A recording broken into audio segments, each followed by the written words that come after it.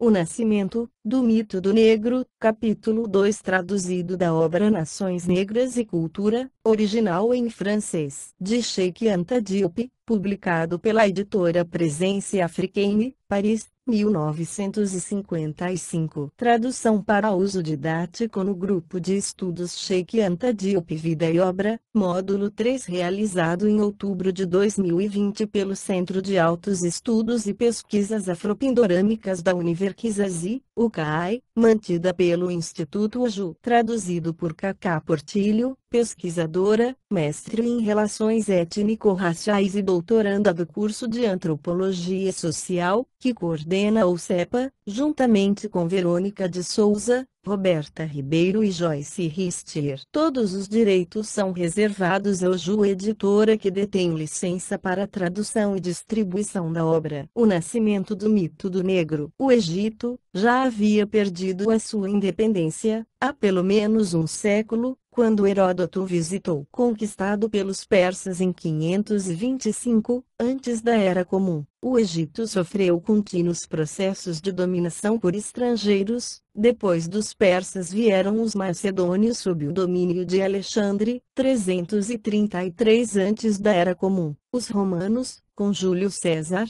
em 50 antes da Era Comum.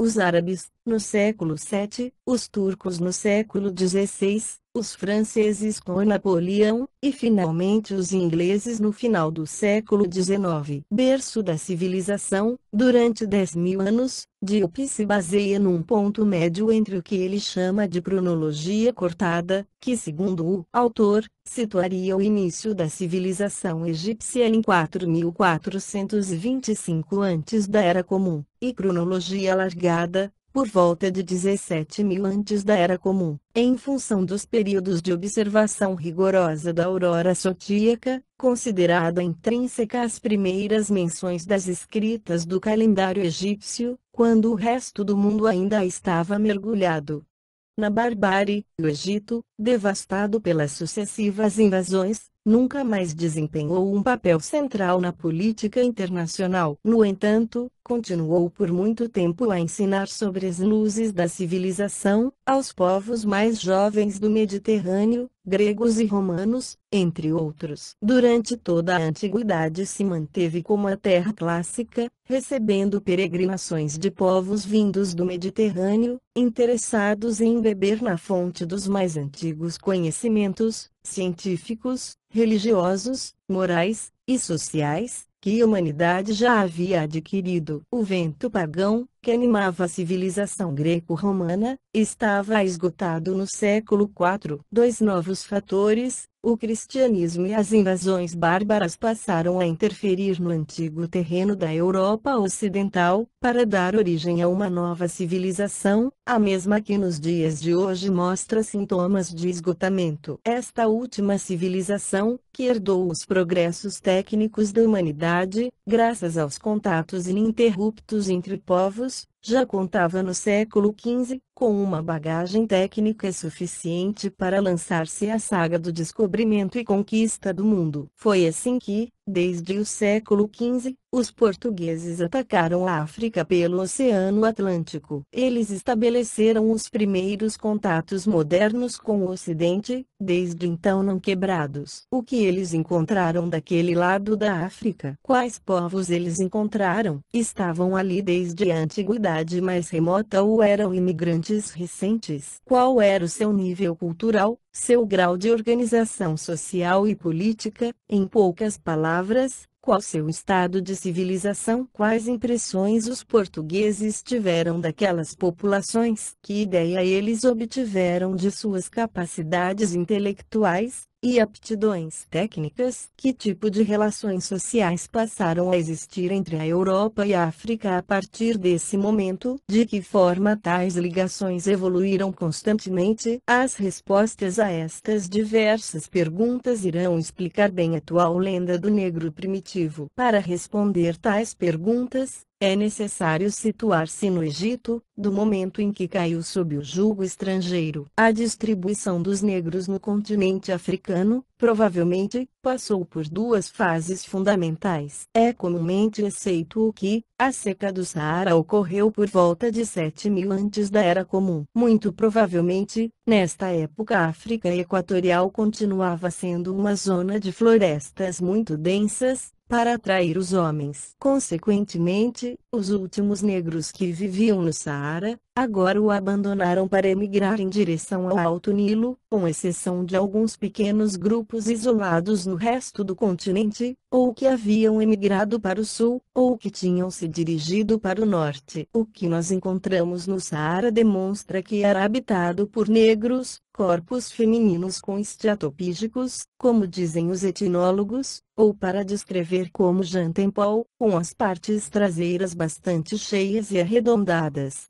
Camponeses, talvez camponeses negros, inumeráveis bois, campos de milho, panelas de terracota, pescado fresco, uma abundância de atividades, uma paisagem verde, e canoas muito bem construídas. Era muito bonito. Mas, isso não era para durar. O período úmido havia sido precedido por um período desértico, estéril, que seria gradualmente substituído por uma nova dessecação. O deserto ia reconquistar seu reino, drenando lagos, secando grama, obliterando o campo. E os campesinos, tempos difíceis para eles e sérios debates no parlamento, deviam eles permanecer lá e morrer in situ, ou emigrar ou se adaptar? Ninguém optou pelo suicídio, a adaptação não conseguiu um único voto, a escolha unânime foi o êxodo. Os esqueletos pré-históricos encontrados no deserto do Saara são do tipo negro, o homem de Acelar, ao sul do Saara falado pelo próprio Monold, no município de Essouque, no Odrar dos Iforas no Mali. Talvez o primeiro grupo houvesse encontrado uma população autóctone negra na região do Alto Nilo. De uma maneira ou de outra, foi a partir da adaptação progressiva às novas condições de vida que a natureza foi permitindo, a essas várias populações, que o mais antigo fenômeno de civilização que a Terra havia conhecido, surgisse. Esta civilização, chamada de Egito em nossa época, desenvolveu-se por um longo tempo em seu berço original para em seguida, descer lentamente ao Vale do Nilo para se espalhar em torno da bacia do Mediterrâneo. Este ciclo de civilização, a mais longa da história, durou em média 10.000 anos. Provavelmente entre a largada cronologia, Heródoto e Maneton, segundo os sacerdotes egípcios que situaram a origem do Egito por volta do ano 17.000 antes da Era Comum. Frente à curta cronologia dos modernos, que se viram obrigados a admitir que por volta de 4.425 antes da Era Comum, os egípcios já haviam inventado o calendário, o que requer necessariamente a passagem de milhares de anos. Obviamente, durante esse longo período, os negros poderiam ter penetrado mais e mais para o interior do continente, para formar núcleos que se tornariam centros da civilização continental, mais profundamente analisados no capítulo 5. Essas civilizações africanas ficaram cada vez mais isoladas do resto do mundo, eles tenderiam a viver em isolamento, devido à enorme distância que as separava das rotas de acesso para o Mediterrâneo. Quando o Egito perdeu a sua independência, o seu isolamento foi completo. Cortados os vínculos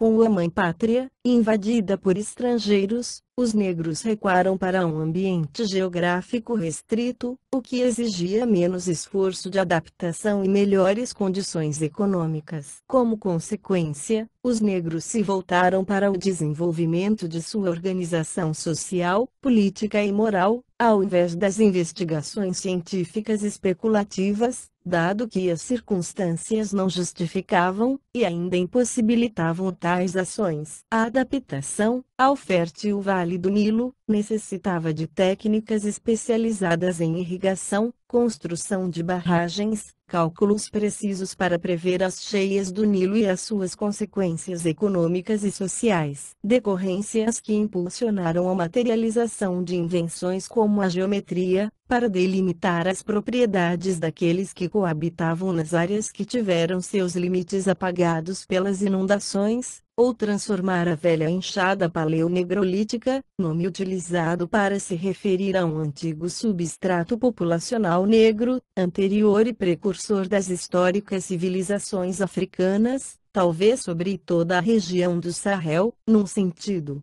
bem amplo, de oceano a oceano, num arado, puxado inicialmente por pessoas e posteriormente, pelos animais, a fim de explorar as longas léguas de terrenos planos das zonas aluviais. As planícies aluviais são formações geológicas que se caracterizam por serem planas ou muito pouco inclinadas. Formam-se pela deposição ao longo do tempo de sedimentos trazidos por um ou mais rios, criando um solo aluvionar, constituído de argila, silt e areia. Enquanto tudo isto era indispensável para a vida material do negro, no Vale do Nilo, tornando-se supérfluas novas condições de vida no interior do continente. A história interrompeu o antigo equilíbrio com o meio ambiente, mas o negro reencontrou o equilíbrio, que diferente do primeiro, pela ausência de técnica, que já não tinha importância vital para a organização social, política e moral. Com recursos econômicos assegurados por meios que não exigiam invenções incessantes, o negro progressivamente tornou-se indiferente ao progresso material. Foi neste estágio de civilização que se deu o encontro com a Europa. No século XV, quando os primeiros marinheiros e comerciantes portugueses, holandeses, ingleses, franceses, daneses ou alemães, como os mercadores de Brandeburgo, começaram a criar postos de comércio na costa ocidental da África, a organização política dos estados africanos era igual, e muitas vezes superior, à de seus próprios homólogos europeus. As monarquias já eram constitucionais, com um Conselho do Povo, no qual os diversos estratos sociais estavam representados. E o Rei Negro, ao contrário da lenda, nunca foi um déspota, com poderes ilimitados. Em alguns lugares, era o povo que o investia através da mediação de um primeiro-ministro que representava os homens livres. Sua missão era servir o povo com sabedoria e sua autoridade dependia de seu respeito pela Constituição estabelecida. Ver a primeira parte do capítulo 5, assim como a descrição da monarquia constitucional de Cayor, página 518-519. As ordens social e moral estavam no mesmo nível de perfeição. Em nenhuma parte reinava uma mentalidade pré-lógica, no sentido que entendia Levin-Bru, e não é necessário refutar aqui uma tese renegada pelo seu próprio autor antes da sua morte. Pelo contrário, por razões já abordadas, o desenvolvimento técnico foi menos acentuado do que na Europa. Embora o negro tivesse sido o primeiro a descobrir o ferro, não construiu canhões, e o segredo da pólvora só era conhecido pelos sacerdotes egípcios, que usaram exclusivamente, para fins religiosos em ritos, como os mistérios de Osíris, conferir Richard Serles Egyptiens e Les Chinoa, de Cornelius de Poal. A África era, portanto, muito vulnerável do ponto de vista técnico. Tornou-se uma presa tentadora, irresistível para o Ocidente, provido de armas de fogo e da tecnologia necessária para empreender viagens marítimas de longas distâncias. Assim, o progresso econômico da Europa renascentista estimulou a conquista de África, que foi rapidamente materializada. A conquista propriamente dita aconteceu no final do século XIX, bem posterior ao colonialismo americano ou asiático. Todavia, o contato com o Ocidente, iniciado no século XV, centrou-se rapidamente sobretudo a partir do século XVII, no tráfico de escravos, que teve efeitos devastadores no continente africano. Passando a fase de postos de negociações costeiras, para anexações, entidades e acordos internacionais com os ocidentais, inicia-se a fase de conquista do interior por meio das armas, um processo de pacificação, tal como programavam eufemisticamente os agressores. No início deste período, a América foi descoberta por Cristóvão Colombo, e as sobras do Velho Mundo foram derramadas sobre o Novo. O desenvolvimento de terras virgens necessitava de mão de obra barata. A África indefesa tornou-se um reservatório humano, indicado para obter a força de trabalho, diminuindo custos e minimizando riscos. O moderno tráfico de escravos se transformou em uma necessidade econômica, antes da chegada das máquinas, o que durou até meados do século XIX. Essa inversão de papéis, derivada das novas relações tecnológicas, trouxe consigo, no plano social, o surgimento de relações senhor-escravo entre brancos e negros. Na Idade Média, a memória de um Egito negro, que tinha civilizado o mundo, havia sido obscurecida em consequência da ignorância da antiga tradição, escondida em bibliotecas ou enterrada sob ruínas. E o esquecimento chegou a ser total durante os 4 séculos de escravidão. Inflados por sua recente superioridade técnica, os europeus desenvolveram um menosprezo a priori pelo mundo negro, de onde somente tomavam as riquezas naturais. Uma série de fatores predispunham o espírito europeu a falsear completamente a personalidade moral do negro, e suas atitudes intelectuais, a ignorância da história antiga dos negros, a diferença de costumes e hábitos, os preconceitos étnicos entre duas raças que acreditavam estar frente a frente, pela primeira vez, junto com a necessidade econômica da exploração, de uma, a negra, pela outra, a branca. A partir de então, negro passou a ser sinônimo de primitivo, inferior, dotado de uma mentalidade pré-lógica. E como o ser humano está sempre ansioso para justificar sua conduta, eles foram ainda mais longe. O desejo de legitimar a colonização, e o tráfico de escravos, em outras palavras, a condição social do negro no mundo moderno, engendrou toda uma literatura para descrever os então chamados caracteres inferiores do negro. A mente de várias gerações de europeus se manteve progressivamente bloqueada. A opinião ocidental foi sendo cristalizada e aceita instintivamente como verdade revelada a concepção do negro como uma humanidade inferior. Vejamos como é a definição de negro-negra que aparece na edição de 1905 do Novo Dictionnaire Illustrella Rossi, página 516, latim, Niger, negro, homem e mulher com pele negra. Este é o nome dado especialmente para os habitantes de alguns países da África, que formavam uma raça de homens negros inferiores em inteligência, em relação ao branco ou raça caucasiana. Para coroar este cinismo, a colonização foi retratada como um dever da humanidade. Eles invocaram a missão civilizadora do Ocidente, responsável por elevar o africano ao nível dos demais homens. A partir de então, o capitalismo teve liberdade para praticar a mais feroz exploração, sob o disfarce de pretextos morais. No máximo, eles reconheceram que o negro tinha alguns dons artísticos, ligados à sua sensibilidade, como um animal inferior. Esta era a opinião do francês Joseph de Gobineau, precursor da filosofia nazista. Em seu célebre livro de La inégalité des races humaines, decretou que o senso artístico é inseparável do sangue dos negros, ao mesmo tempo que reduziu a arte a uma manifestação inferior da natureza humana, vinculando-a em particular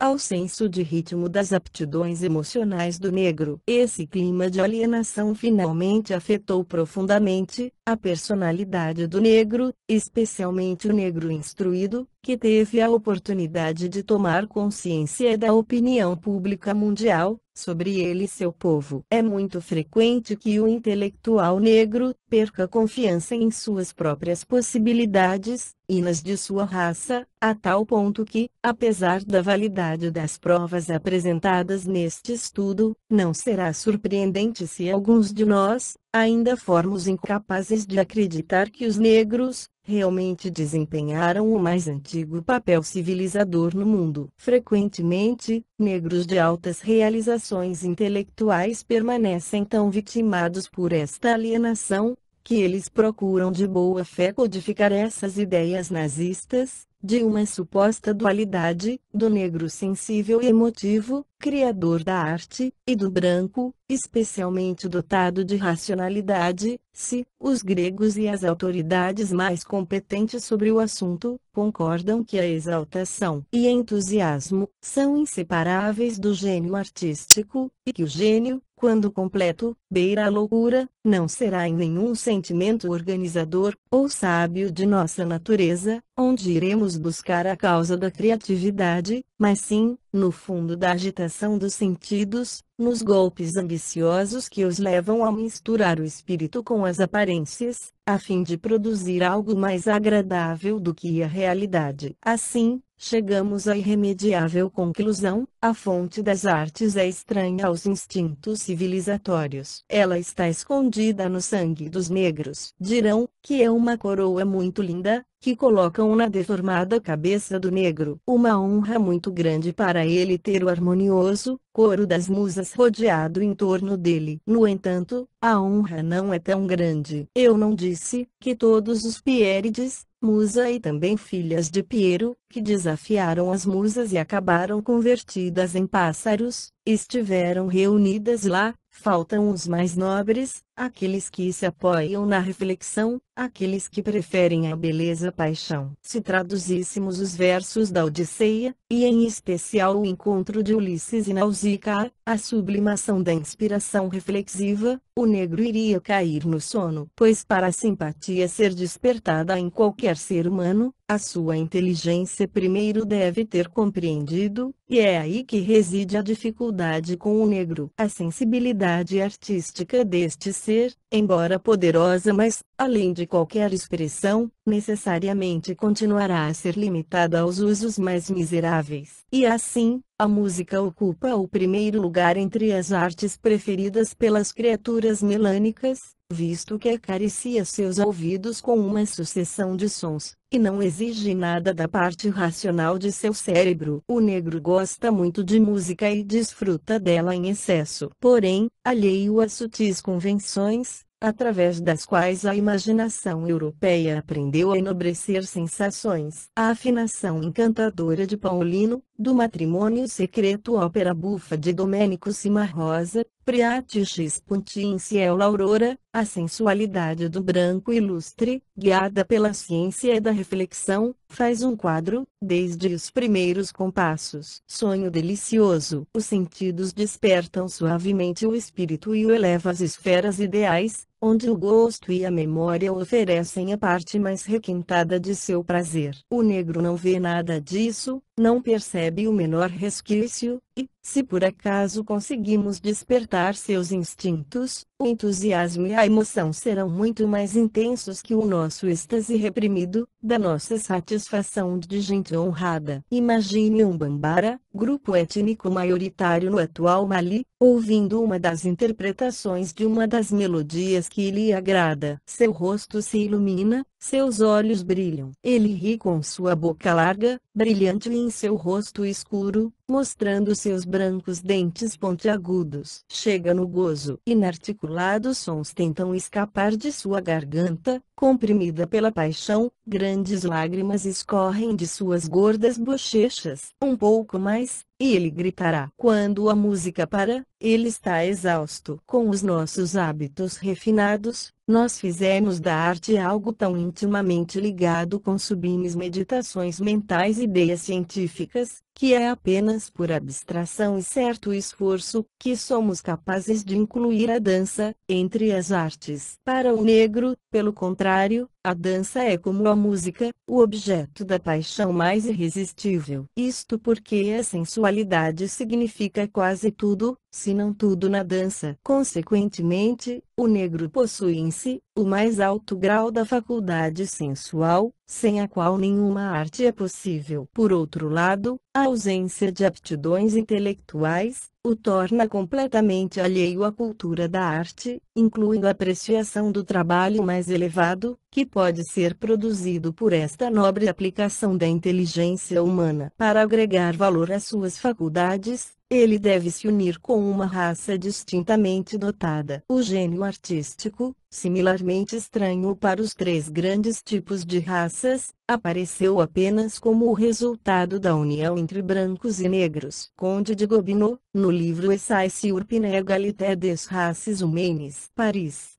1853. Por isso, é de boa fé que um poeta negro africano expressou-se em um verso de beleza admirável. A emoção é negra e a razão grega. Leopold Sédar Senghor. Pouco a pouco, uma literatura negra complementar foi sendo criada, intencionalmente pueril, bem-humorada, passiva, choramingante, resignada. E é assim como na atualidade, um conjunto de criações artísticas negras, altamente apreciadas por ocidentais, mas não deixa de construir um espelho, no qual estes ocidentais podem contemplar com orgulho o que acreditam ser sua superioridade, enquanto se prendem a um sentimentalismo paternalista. A reação seria muito diferente se os mesmos juízes fossem confrontados por uma obra negra perfeitamente acabada, que rompeu tal padrão e quebrou com quaisquer reflexos de subordinação, bem como complexos de inferioridade. Uma obra assim correria o risco de parecer pretensiosa e agressiva, intolerável, por muitos. A memória da recente escravidão pela qual a raça negra foi sujeitada, mantida viva na mente dos homens e, especialmente, nas mentes negras, muitas vezes, afeta negativamente a consciência destes últimos. A partir da dita experiência da recente escravidão e evidentemente contra toda a verdade histórica, foi feito um esforço para construir a lenda, segundo a qual, o negro sempre foi escravizado pela superior raça branca, com a qual ele conviveu, onde quer que fosse. Tal lenda permite aos brancos facilmente justificar a presença de negros no Egito, ou na Mesopotâmia, ou Arábia, desde a mais remota antiguidade, basta decretar que eram escravos. Embora tal afirmação não seja mais do que um dogma concebido para falsificar a história e cuja falsidade não escapa àqueles que a propõem, não deixa de contribuir para alienar a consciência negra. Assim, outro grande poeta negro, talvez o maior do nosso tempo, Aimé Césaire, escreve, em um poema intitulado Desde Acádia, desde Elon, desde Suméria, mestre dos três caminhos, perante vós está um homem, que tenha andado muito. Mestre dos três caminhos, perante vós está um homem que andou sobre as mãos, andou sobre o pé, andou sobre sua barriga, andou sobre sua bunda, desde Elon, desde Acádia, desde a Suméria. Em outro verso escreve: os que nem inventaram a pólvora, nem a bússola, os que jamais souberam domar nem o vapor nem a eletricidade, os que não exploraram nem o mar nem o céu. Aimé Césaire, nem por isso,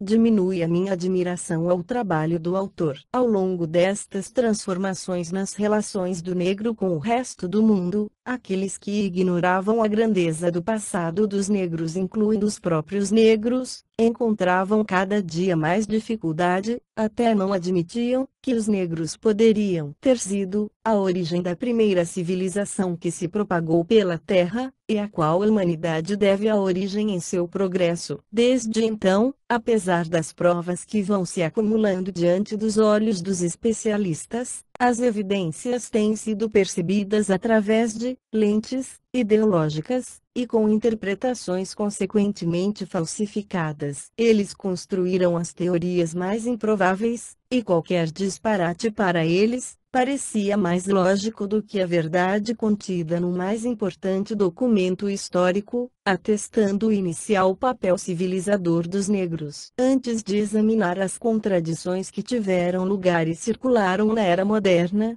resultado das tentativas de provar a qualquer preço que os egípcios eram da raça branca, notemos o espanto de um estudioso de boa fé, o conde Constantin Olney, no que diz respeito a quem foram os negros, que esteve no Egito entre 1783 e 1785, ou seja, em meados do período escravagista. Depois de ter ciência, como seus contemporâneos, de todos os preconceitos a respeito do negro que acabamos de ver, ele relatou as seguintes constatações sobre os coptas, pertencentes à mesma raça egípcia de onde nasceram os faraós. Todos têm um rosto inchado, olhos inchados, nariz achatado, lábios grossos, em uma palavra, o verdadeiro rosto de mulato. Fiquei tentado a atribuir ao clima, mas quando eu visitei a esfinge, a sua aparência deu-me a chave para o enigma. Ao ver a cabeça, característica de um negro, em todos os detalhes, lembrei-me da passagem notável, onde Heródoto diz: quanto a mim, eu julgo os Cólquidas como uma colônia dos egípcios, porque, assim como eles, têm a pele negra e os cabelos lanosos. Em outras palavras, os antigos egípcios eram verdadeiros negros do mesmo tipo que todos os nativos africanos. E a partir dessa época podemos ver como o seu sangue, misturado durante vários séculos com o dos romanos e gregos, deve ter perdido a intensidade de sua cor original